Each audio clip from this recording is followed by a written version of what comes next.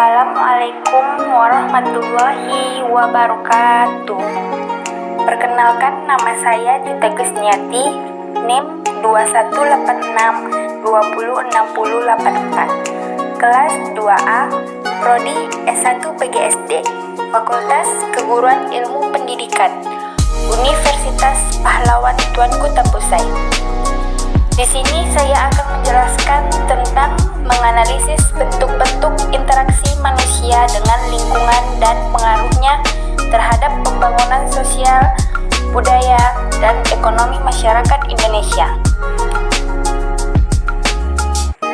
Interaksi manusia tidak sebatas dengan individu dan kelompok, melainkan mencangkup interaksi manusia dengan lingkungan alam, sosial, budaya, dan ekonomi. Di dalamnya terjadi berbagai macam permasalahan yang disebut dengan dinamika interaksi. Interaksi antara manusia dan lingkungan hidup merupakan proses saling mempengaruhi antara satu dan lainnya. Lingkungan hidup manusia terdiri atas lingkungan alam, lingkungan sosial, budaya, dan ekonomi. Interaksi manusia dengan lingkungan alam. Lingkungan alam, natural environment, merupakan lingkungan yang terbentuk secara alamiah tanpa campur tangan manusia. Lingkungan alam mencangkup semua benda hidup dan tidak hidup yang terjadi secara alamiah di bumi. Dapat berbentuk sungai, danau, laut, gunung, rawa, hutan, dan lain-lain. Lingkungan alam terdiri atas komponen abiotik dan biotik.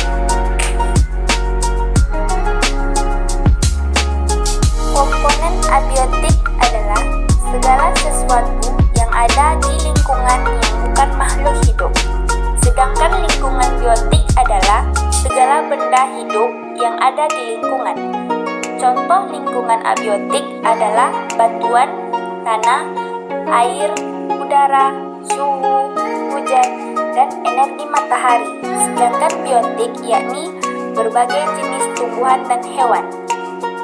Dalam lingkungan alam, terjadi interaksi antara lingkungan abiotik dengan lingkungan biotik atau sebaliknya. Contoh interaksi antara komponen abiotik dengan biotik adalah tanah, suhu dan curah hujan yang mempengaruhi jenis tanaman yang tumbuh di suatu daerah. Pada awalnya, manusia memanfaatkan alam hanya sebatas untuk memenuhi kebutuhan dasarnya meliputi makanan dan minuman serta pakaian. Namun, saat ini manusia mengolah sumber daya yang ada di alam untuk beragam kebutuhan atau sekedar memenuhi gaya hidupnya. Akibatnya, sebagian lingkungan alam telah mengalami kerusakan seperti pencemaran air dan udara. Pada masa awal keberadaan manusia, mereka cenderung selalu menyesuaikan diri dengan lingkungan alamnya.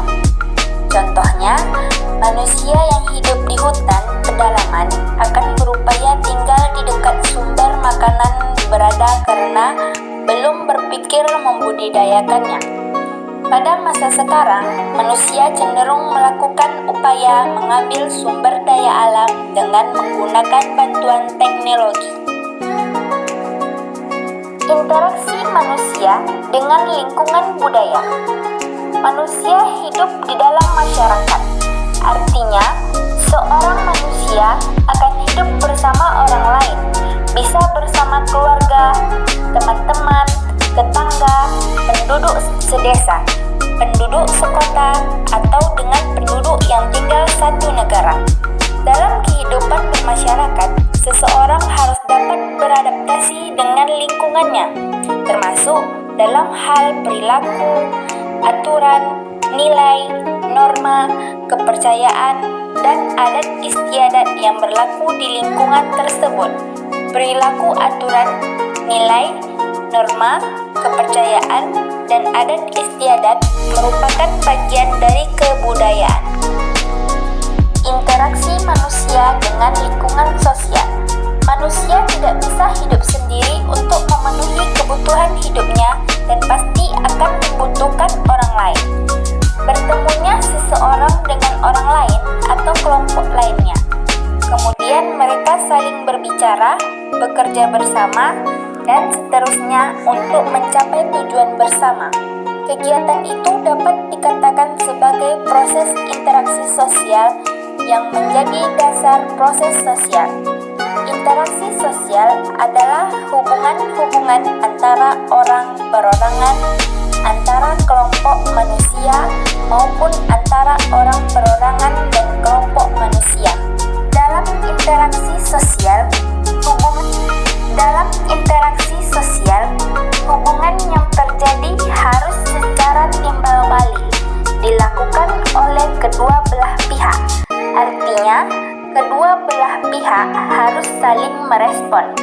Kontak sosial dan komunikasi sosial merupakan syarat terjadinya interaksi sosial. Berlangsungnya suatu proses interaksi sosial didorong oleh beberapa faktor, antara lain imitasi, sugesti, identifikasi, dan simpati. Interaksi manusia dengan lingkungan ekonomi. Lingkungan ekonomi adalah faktor ekonomi yang mempengaruhi jalannya usaha atau kegiatan ekonomi. Kegiatan ekonomi dapat berjalan dengan baik jika didukung oleh sejumlah faktor yang mempengaruhi atau mendukungnya. Contohnya, kebijakan ekonomi pemerintahan, pendapatan masyarakat, sumber daya ekonomi yang tersedia, dan sebagainya. Untuk memenuhi kebutuhannya, manusia melakukan kegiatan ekonomi berupa kegiatan jual beli atau perdagangan, kegiatan pengolahan sumber daya alam, penyediaan jasa, dan lain-lain. Setiap hari, manusia melakukan kegiatan untuk memperoleh pendapatan dan memperoleh barang dan jasa dari hasil pendapatannya. Aktivitas tersebut dapat berlangsung jika lingkungan ekonomi mendukung aktivitasnya. Sekian dari saya. Wabillahi taufiq wa hidayah. Assalamualaikum warahmatullahi wabarakatuh.